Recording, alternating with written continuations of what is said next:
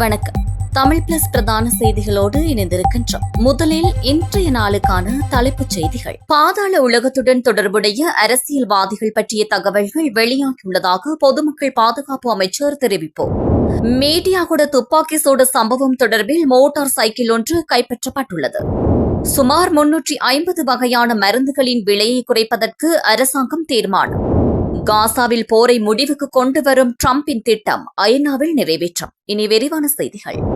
சமீபத்தில் கைது செய்யப்பட்ட இஷாரா செவந்தி உள்ளிட்ட பாதாள உலக குற்றவாளிகள் மற்றும் அவர்களுடன் தொடர்புடைய நபர்களிடம் மேற்கொள்ளப்பட்ட விசாரணைகளின் மூலம் பாதாள உலகத்துடன் தொடர்புடைய அரசியல்வாதிகள் பற்றிய தகவல்கள் வெளியாகியுள்ளதாக பொது பாதுகாப்பு மற்றும் பாராளுமன்ற அலுவல்கள் அமைச்சர் ஆனந்த் விஜயபால தெரிவித்துள்ளார். இன்று பாராளுமன்ற வரவு செலவு திட்ட குளநிலை விவாதத்தில் கலந்து கொண்டு உரையாற்றும் போதே அமைச்சர் இந்த கருத்துக்களை தெரிவித்துள்ளார். இந்த தகவல்கள் தொடர்பில் விசாரணைகள் தற்போது மேற்கொள்ளப்பட்டு வருவதாக அமைச்சர் குறிப்பிட்டுள்ளார். மேலும் 80 ஒழுங்கமைக்கப்பட்ட குற்றவாளிகளுக்கு சிவப்பு அறிவித்தல்கள் வெளியிடப்பட்டுள்ளதாகவும் அவர்களை கைது செய்ய சர்வதேச போலீசாருடன் இணைந்து நடவடிக்கைகள் மேற்கொள்ளப்பட்டு வருவதாகவும் அமைச்சர் தெரிவித்துள்ளார். அண்மையில் இந்தோனேசியாவில் கைது செய்யப்பட்டதாக கூறப்படும் ஒழுங்கமைக்கப்பட்ட குற்றவாளிகளிடம் மேற்கொண்ட விசாரணைகளின் மூலம் ஆகஸ்ட் 30ஆம் தேதிக்கு பின்னர் 7 T56 ரக துப்பாக்கிகள், 1 T81 ரக துப்பாக்கி, 6 பிஸ்டல்கள், 9 ரிவால்வர்கள்,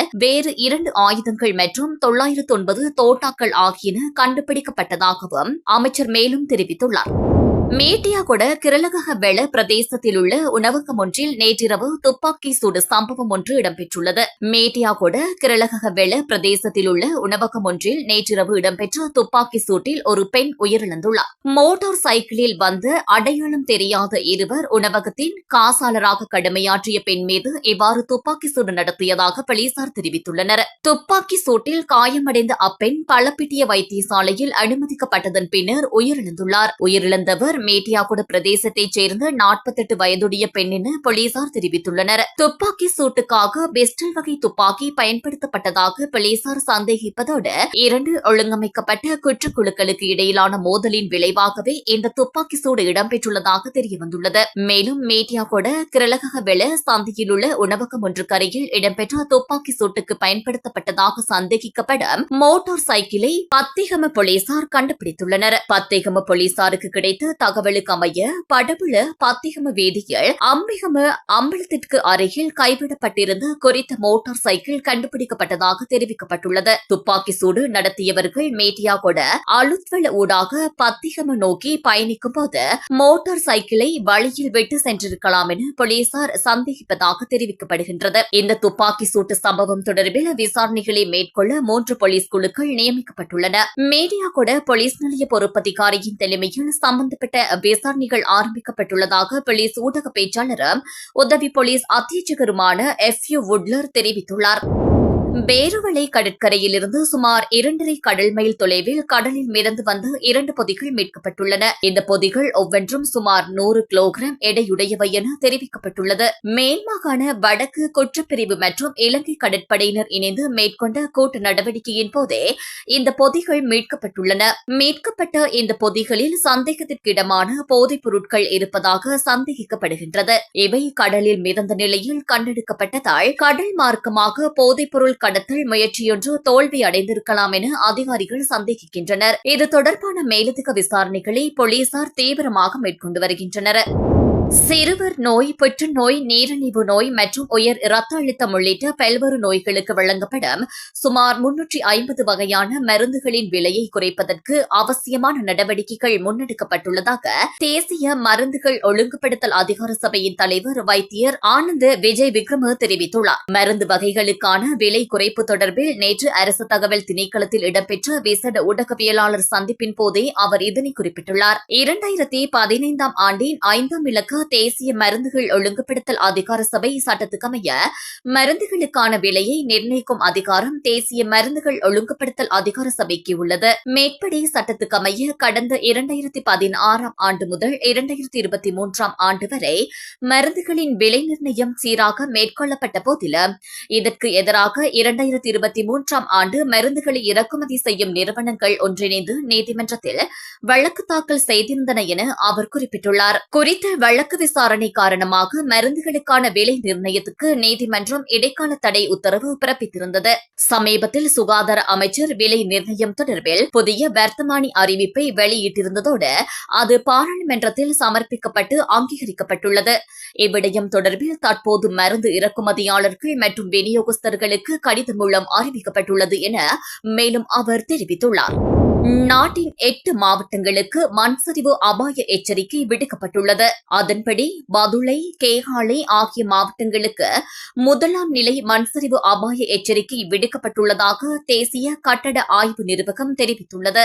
அத்தோடு களுத்துறை, கண்டி, குருநாகல், மொனராகலை மற்றும் நுவரெலியா ஆகிய மாவட்டங்களுக்கு 2ஆம் நிலை மண்சரிவு அபாய எச்சரிக்கை விடுக்கப்பட்டுள்ளதாக அறிவிக்கப்பட்டுள்ளது. நிலவும் மழையுடனான வானிலை காரணமாக மண்சரிவு, நிலம் தாளிறக்கம், கட்பாறைகள் சரிந்து வீழ்தல் போன்ற அபாயங்கள் தொடர்பில் அவதானத்தோடு செயற்படுமாறும் பொதுமக்கள் வேண்டப்படுகின்றனர். இதேவேளை வடக்கு மற்றும் கிழக்கு மாகாணங்களில் சுமார் 100 மில்லிமீட்டர் வரையான பலத்த மழை பெய்யக்கூடும் என வளிமண்டலவியல் திணைக்களம் எதிர்வு கூறியுள்ளது. நாட்டின் ஏனைய பகுதிகளில் 75 மில்லிமீட்டர் வரையான ஓரளவு பலத்த மழை பெய்யக்கூடும் எனவும் அறிவிக்கப்பட்டுள்ளது. இதனிடையே ரத்தினபுரி மாவட்டத்தில் தொடரும் மழை காரணமாக ரத்தினபுரி, குருவிட்ட, எலபாத்த, கிரியல்ல, பெல்மடுள்ள, ககவத்தை, ரக்குவானை, பலாங்கொடை மற்றும் கல்தோட்ட ஆகிய பகுதிகளில் பல வீதிகள் நீரில் மூழ்கியுள்ளன. அத்துடன் தாழ்நில பகுதிகளில் வயல்வெளிகள் மற்றும் ரத்தினங்கள் அகலும் கிடங்குகள் மற்றும் ரத்தினங்கள் அகலும் சுரங்கங்களும் நீரில் மூழ்கியுள்ளது. அரசாங்கத்தால் 2030ஆம் ஆண்டு தேயிலை உற்பத்திக்கான இலக்கு நிர்ணயிக்கப்பட்டுள்ளது. அதன்படி 400 மில்லியன் கிலோகிராம் இலக்கில் 75% பங்களிப்பு சிறு தேயிலை தோட்ட உரிமையாளர்களுக்கு உரித்தாக்கப்பட்டுள்ளது. அத்தோடு தேயிலை ஏற்றுமதி வருமானத்தை 2030இல் $2.5 பில்லியன் வரை அதிகரிப்பதற்கு எதிர்பார்க்கப்படுவதாக சிறு தேயிலை தோட்ட அபிவிருத்தி அதிகார சபையின் பிரதி பொது முகாமையாளர் சமன் ரத்நாயக்க தெரிவித்துள்ளார். பத்திரமுல்லையில் உள்ள சிறு தேயிலை தோட்ட அபிவிருத்தி அதிகார சபையின் கேட்போர் கூடத்தில் நேற்று 6வது ஆசிய தேயிலை கூட்டமைப்பு உச்சி மாநாடு மற்றும் ஆசிய தேயிலை கூட்டமைப்பின் தலைமை பொறுப்பை இலங்கை ஏற்றல் தொடர்பில் தெளிவுபடுத்தும் ஊடகவியலாளர் மாநாடு இடம்பெற்றது. இதன்போதே அவர் இதனை தெரிவித்துள்ளார். எதிர்வரும் 27ஆம் தேதி கொழும்பில் முதன்முறையாக இலங்கை தலைமை வகிக்கும் 6வது ஆசிய தேயிலை கூட்டமைப்பு உச்சி மாநாடு இடம்பெறவுள்ளது. 6 நாடுகளைச் சேர்ந்த 25 வெளிநாட்டு பிரதிநிதிகள் இந்த மாநாட்டில் பங்கேற்க உள்ளனர். முதன்முறையாக இந்த மாநாட்டுக்கான தலைமைத்துவம் இலங்கைக்கு கிடைத்துள்ளமையை வெற்றியாக கருதுகின்றோம். நாட்டின் தேயிலை உற்பத்தியில் 75% பங்களிப்பினை சிறு தேயிலை தோட்டங்களே வழங்குகின்றன எனவும் இந்நிலையில் முதன்முறையாக தேயிலை உற்பத்தி இலக்கு நிர்ணயிக்கப்பட்டுள்ளதாகவும் தெரிவிக்கப்பட்டுள்ளது. அதற்கமைய 2030இல் 400 மில்லியன் கிலோகிராம் தேயிலை உற்பத்தி நிர்ணயிக்கப்பட்டுள்ள நிலையில் அதில் 300 மில்லியன் கிலோகிராம் சிறு தேயிலை தோட்டங்களுக்கு பொறுப்பாக்கப்பட்டுள்ளதாக அவர் மேலும் தெரிவித்துள்ளார். நாட்டை சூழவுள்ள பகுதிகளில் காணப்படுகின்ற குறைந்த அழுத்த பிரதேசம் தொடர்ந்தும் நிலை கொண்டுள்ளதோடு நாட்டின் பெரும்பாலான பிரதேசங்களில் மேகமூட்டமான வானம் காணப்படும் என எதிர்பார்க்கப்படுவதாக வளிமண்டலவியல் திணைக்களம் எதிர்வு கூறியுள்ளது. அதன்படி வடக்கு, வடமத்திய, கிழக்கு, தெற்கு மற்றும் உவா மாகாணங்களில் இடைக்கிடையே மழை அல்லது இடியுடன் கூடிய மழை பெய்யக்கூடும். நாட்டின் ஏனைய பிரதேசங்களில் மாலை வேளையில் ஆங்காங்கே மழை அல்லது இடியுடன் கூடிய மழை ஏற்படும். மேல் சப்ரகமுவ, வடமேல், தென் மற்றும் உவா மாகாணங்களிலும் கண்டி மற்றும் நுவரெலியா மாவட்டங்களிலும் சில இடங்களில் 100 மில்லிமீட்டர் வரையிலான பலத்த மழை பெய்யக்கூடும். சப்ரகமுவ, மத்திய, ஓவா மற்றும் தென் மாகாணங்களில் சில இடங்களில் அதிகாலை வேளையில் பனிமூட்டமான நிலை நிலவும் என எதிர்பார்க்கப்படுகின்றது. இடியுடன் கூடிய மழை பெய்யும் போது தற்காலிகமாக அதிகரித்து வீசக்கூடிய பலத்த காற்று மற்றும் மின்னல் தாக்கங்களினால் ஏற்படக்கூடிய பாதிப்புகளை குறைக்க போதுமான முன்னெச்சரிக்கை நடவடிக்கைகளை எடுக்குமாறு பொதுமக்கள் கேட்டுக் கொள்ளப்படுகின்றனர். காசாவில் போரை முடிவுக்கு கொண்டுவரும் நோக்கில் அமெரிக்க ஜனாதிபதி டொனால்டு டிரம்பினால் முன்வைக்கப்பட்ட திட்டம் ஐக்கிய நாடுகள் பாதுகாப்பு சபையில் நிறைவேற்றப்பட்டுள்ளது. சர்வதேச உறுதிப்படுத்தல் படையை ஸ்தாபித்து பாலஸ்தீன அரசை உருவாக்கும் பாதையை நோக்கிய காசாவுக்கான திட்டமாக டிரம்ப் குறித்த திட்டத்தை முன்மொழிந்துள்ளதாக சர்வதேச ஊடகங்கள் செய்தி வெளியிட்டுள்ளன. இதன்படி குறித்த திட்டத்திற்கு ஐக்கிய நாடுகள் பாதுகாப்பு சபையின் 13 உறுப்பு நாடுகள் அங்கீகாரம் வழங்கியுள்ளன. சீனா மற்றும் ரஷ்யா ஆகிய நாடுகள் குறித்த திட்டம் மீதான வாக்களிப்பில் கலந்து கொள்ளவில்லை. முன்னதாக இஸ்ரேல் மற்றும் பாலஸ்தீன போராளிகள் குழுவான ஹமாஸ் காசாவிற்கான டிரம்பின் 20 அம்ச திட்டத்தின் முதல் கட்டத்திற்கு கடந்த மாதம் தமது இணக்கத்தை தெரிவித்திருந்தன. எனினும் தற்போது நிறைவேற்றப்பட்ட தீர்மானம் தொடர்பில் அந்த இரண்டு தரப்புகளும் தமது ஆட்சேபனைகளை வெளியிட்டுள்ளன. டிரம்பின் இந்த புதிய திட்டம் இஸ்ரேலில் சர்ச்சையை ஏற்படுத்தியுள்ளது. குறித்த திட்டத்தில் பாலஸ்தீனத்தை தனி அரசாக அங்கீகரிப்பது தொடர்பில் குறிப்பிடப்பட்டுள்ளமையே அதற்கு காரணம் என தெரிவிக்கப்பட்டுள்ளது. அத்துடன் ஐக்கிய நாடுகள் பாதுகாப்பு சபையில் காசா தொடர்பில் நிறைவேற்றப்பட்ட தீர்மானத்தை ஹமாஸும் நிராகரித்துள்ளதாக சர்வதேச ஊடகங்கள் செய்தி வெளியிட்டுள்ளன. இந்த திட்டத்தின் ஊடாக சர்வதேச பொறிமுறையை காசாவிற்குள் அமெரிக்கா திணிப்பதாக ஹமாஸ் குற்றம் சுமத்தியுள்ளது. எனினும் தமது திட்டத்திற்கு அங்கீகாரம் வழங்கப்பட்டமை தொடர்பில் டிரம்ப் தனது மகிழ்ச்சியை வெளிப்படுத்தியுள்ளார். இந்த திட்டம் தொடர்பான புதிய அறிவிப்புகள் விரைவில் வெளியிடப்படும் எனவும் அவர் குறிப்பிட்டுள்ளார். அமெரிக்க குடிமக்கள் 2026 ஆண்டில் இடம்பெயர்வு செய்ய விரும்பும் மிகவும் பிரபலமான நாடுகளில் கனடா முதலிடத்தில் உள்ளதாக ஆய்வொன்றில் தெரியவந்துள்ளது. இந்த ஆர்வம் அதிகரிக்க முக்கிய காரணிகளாக மலிவான வாழ்க்கை செலவு, சுகாதார சேவை மற்றும் பாதுகாப்பு ஆகியவை விளங்குகின்றன. ஆய்வொன்றின்படி பதில் அளித்தவர்களில் 24.4% கனடாவிற்கு இடம்பெயர்வதில் வலுவான விருப்பம் தெரிவித்துள்ளனர்.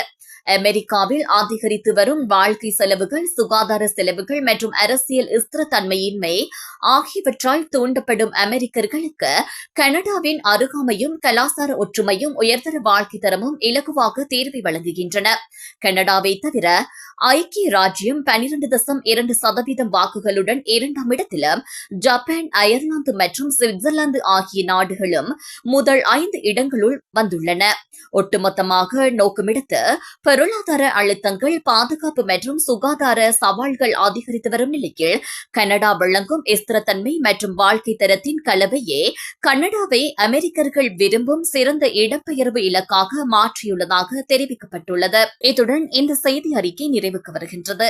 மேலும் பல செய்திகளை அறிந்து கொள்ள எமது யூடியூப் தளத்தினை சப்ஸ்கிரைப் செய்யுங்கள்.